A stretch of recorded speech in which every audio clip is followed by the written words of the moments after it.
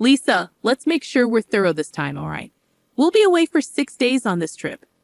Okay, I've got plenty of time to clean thoroughly. Looks like I can get some good housework practice.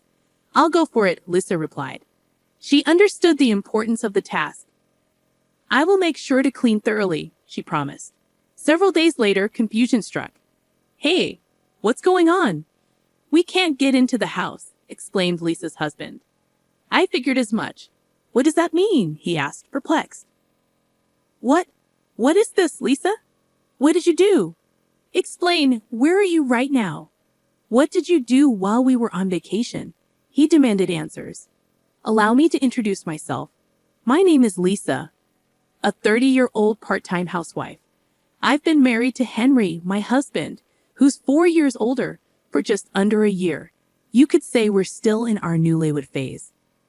I had envisioned a cozy life with just the two of us. That was the plan until we got married. After deciding to tie the knot, we purchased a house and started living together. Initially, everything was going smoothly. However, we encountered a significant problem. Honey, what's for dinner tonight? Henry inquired one evening. What did we have for dinner last night? Lisa replied. We had curry last night. Since it's summertime, something light would be nice today, Henry suggested. The problem? My in-laws started living with us without our consent. We never discussed living with my husband's parents. We bought the house with the intention of it being just for us. Yet, without a word to me, my in-laws decided to make themselves at home. Initially, they only came over on weekends, but it escalated. They brought their own furniture and started acting like it was their house. It would have been nice if my husband said something, but he didn't. He acted like a child in front of his parents with no opinions of his own. I'm worried. Mom, are you feeling the summer heat? Are you okay, Dad? Henry fretted. I didn't realize until after we got married, but my husband has always lived with his parents. I had only visited his parents' house once before the wedding, just to introduce ourselves, so I had no idea what his lifestyle was like. I had no inkling that he was such a mom's boy and a daddy's boy. Suddenly, living with his parents became stressful enough. But there was even more on top of that. Hey, Lisa, there's nothing I can eat for dinner today. Can you make something else? My husband asked. Isn't fish with boiled vegetables, greens, and soup okay? I suggested. I'm not in the mood for fish. I wanted meat today, he replied. My mother-in-law was acting like a princess as usual. She always found something to complain about, this or that. I don't have any meat right now, she announced. Oh, is that so? Let's order delivery then, I proposed. My mother-in-law then started ordering luxurious hors d'oeuvres, not the sort of thing one would usually order on a weekday. It's fine if she wants to splurge with her own money, but... I began. Hello, I'll take one of those luxurious hors d'oeuvres. Yes, you can charge it to the usual card, my mother-in-law interrupted, revealing that she had registered my card without my permission. At first, I was shocked and asked why she would do such a thing. Because everyone will eat. I order, right? It's everyone's food expense, so it's normal for you to pay, right? She explained, brandishing her own theory. Sure enough, if my mother-in-law orders too much food, everyone has no choice but to eat it. I reluctantly eat as well, but why should it be taken for granted that I bear the entire burden? I can't seem to fathom my mother-in-law's thought process, and my father-in-law is quite a character too. As a wife supporting a family of 4, I feel compelled to prepare both meat and fish dishes. Everyone might have different preferences, right? This is exactly why modern women are often so frustrated. Oh boy, you're the biggest oh boy here, I muttered to myself, exasperated. Of course, my father-in-law doesn't reprimand my mother-in-law for her whims. On the contrary, he seems to concur with her and blames me, projecting his stereotypical views onto me. They are indeed 2 peas in a pod. I suppose they believe that modern people just can't handle even the simplest tasks. It's a real problem. Good thing we have delivery, my father-in-law remarked. That's right. There's such a variety of delivery these days. I'd rather have delivery every day than Lisa's home cooking, my mother-in-law added with a chuckle. My in-laws seem to take pleasure in poking fun at me, even though I'm the one covering their food, living expenses, and even the mortgage for this house. Why should I be the butt of their jokes? Anger bubbled up inside me. As my in-laws continued to make themselves at home, I began to feel that being at work was a preferable option. Fortunately, my work was going well, and there was talk of a promotion. When I was asked if I wanted to be a project leader, I accepted without hesitation. I figured that if I kept myself busy, the stress from home would lessen. The days when I couldn't prepare meals increased, and if my in-laws ordered delivery, it couldn't be helped. At this point, I prioritized getting away from my in-laws. As a result, my overtime and weekend work increased, but I felt a sense of fulfillment. Just when I thought I could somehow manage, something unexpected happened on a Friday night. I came home after working overtime, and the house was completely dark. It was odd that my husband and in-laws weren't there. It was too early for them to be asleep. As I entered, wondering what was going on, I found a piece of paper on the table. It read, "We're going on a trip. We'll be back on Sunday."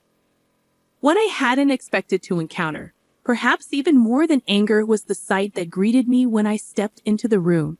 It was cluttered with delivery containers and empty drink bottles. It was typical for my in-laws and husband not to do housework or tidy up, but they could have at least disposed of the trash before leaving.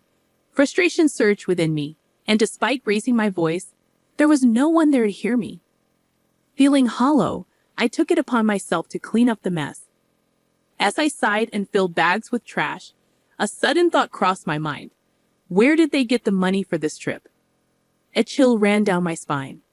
Opening the banking app on my phone, I checked the credit card activity. The sight before me was staggering. A few $1,000s charged from a company that appeared to be a travel agency. In a panic, I tried calling my husband, but there was no answer. Suppressing the urge to hurl the phone in frustration, I resorted to checking his social media accounts. And there it was, a picturesque beach scene captioned, "Beautiful beach. It's so pretty." The people in the photo didn't look American. Could it be? Further investigation revealed they were indeed in Bali. The realization hit me like a ton of bricks. I had never imagined they would go on an international trip without informing me. Drained and overwhelmed, I couldn't help but acknowledge that my husband's income hardly covered such extravagances. The main source of income was my salary, and I had been diligently saving as much as possible. I was consumed with worry about the future, but that all changed when my in-laws arrived. The mere thought of my husband and his parents using my hard-earned money to enjoy themselves at a resort ignited an uncontrollable fury within me. All the vague stress I had been feeling began to coalesce into clear, coherent thoughts. Why, how, what were they thinking, and until when? The endless contemplation of the future spurred me into action. When my husband and in-laws returned from their trip, slightly tanned, I found myself immensely irritated.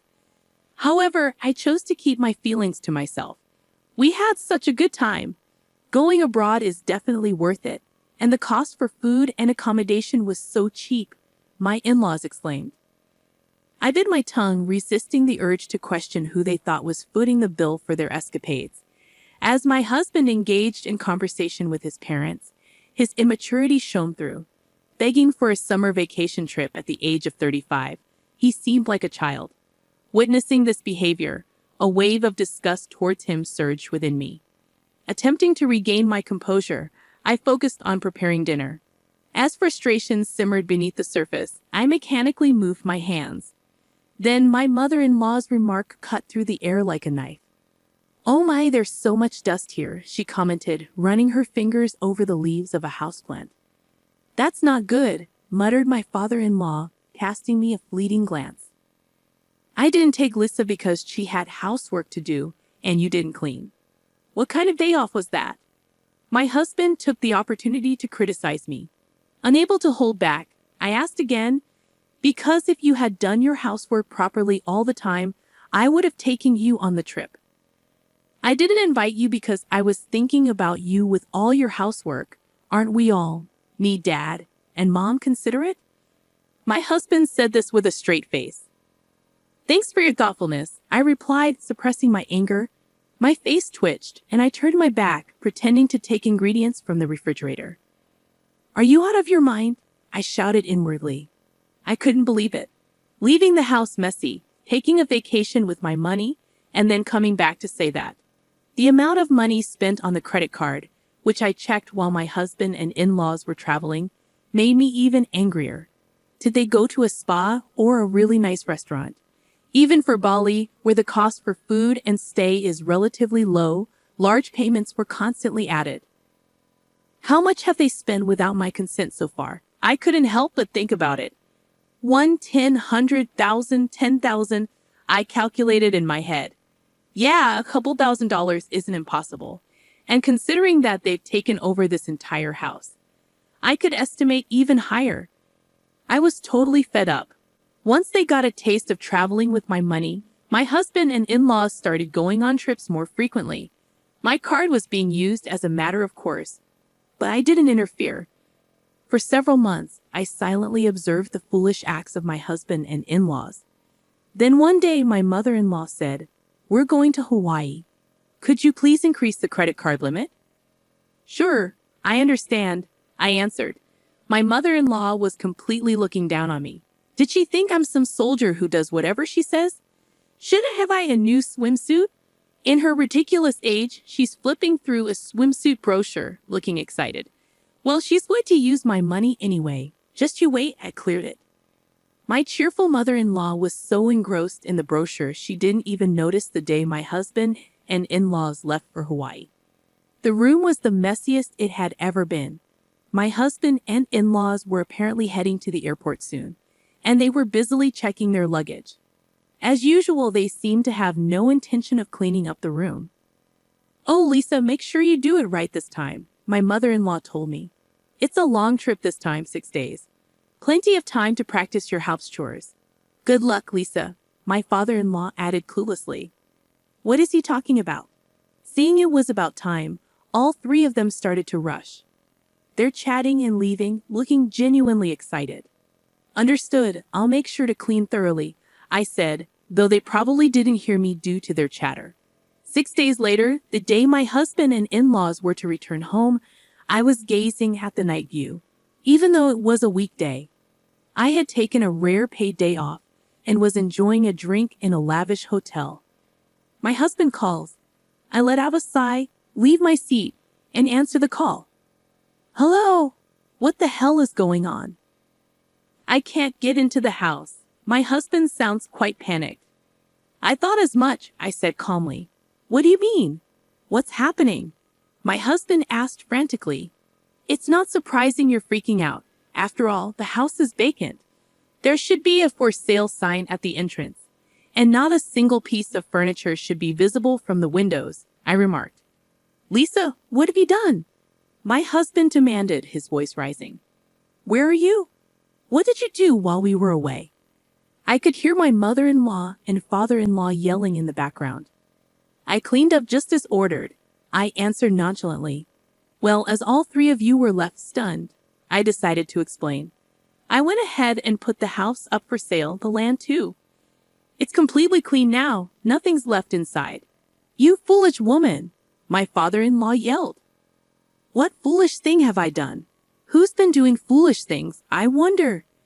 "You all sure had a great time using your daughter and money and living it up," I retorted. "Lisa, don't be mean. Quickly change it back. What are we supposed to do? You'll also be in trouble without a place to live, right?" my husband pleaded, his voice almost teary. "I won't have a problem. The house was bought by me in the first place, and all I did was sell it. I've decided on my new place to live. Yes, the house was purchased with my considerable income. Of course, it's under my name. It was a house to which my husband had no rights," I explained firmly. "How could you? It was our home. How could you sell it without permission?" my mother-in-law explained. "Please save your sleep talking for when you're asleep. It was never your home to begin with. You were just freeloading, right? Parasiting off me, right?" I countered sharply. "I've made up my mind. I can't continue like this, losing everything. I need to exterminate and rid myself of these harmful pests," I declared. "How dare you speak to Mom like that?" My husband's words were met with my swift retort. "You're the pest too. I want a divorce." I'm going to demand my money back, which you've recklessly spent. I've already consulted with my attorney. The amount is... Before I could relay the amount, I heard a loud clatter on the other end. It seemed that my husband, in shock, had dropped the phone. What happened, Henry? What's wrong? The voices of my mother-in-law and father-in-law echoed clearly, worried for their son. Oh, Dad. My husband started crying like a child through the phone. I could only pull back in disbelief. Knowing that any further conversation would be futile, I hung up the phone and sat back down, sighing. It had become second nature to me, but today, it was different. It was a sigh of relief. At last, I had finally cleaned house. Good job, I toasted to myself, sipping champagne. My husband and in-laws seemed to have no choice but to return to their family home. Well, they had nowhere else to go, after all. During the months from my decision to divorce until I actually brought it up, I found out that their home had turned into a hoarder's paradise. When I visited to introduce myself before marriage, the place didn't seem so disheveled. They must have hired professionals to temporarily tidy it up. Their house had a long-standing reputation in the neighborhood as a hoarder's home. Perhaps a messy house suited my messy husband and in-laws more than a clean one.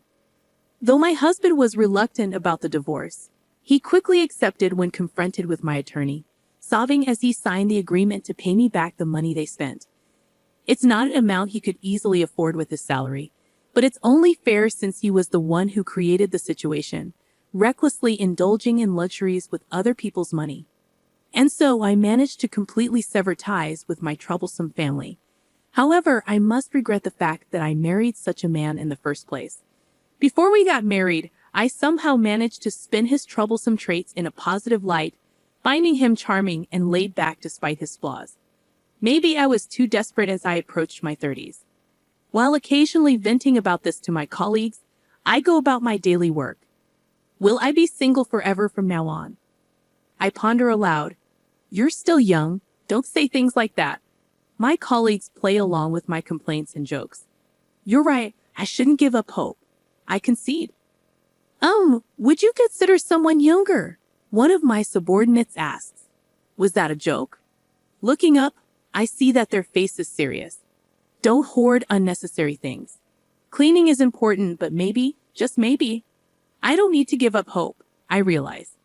These days, I find myself pondering such things.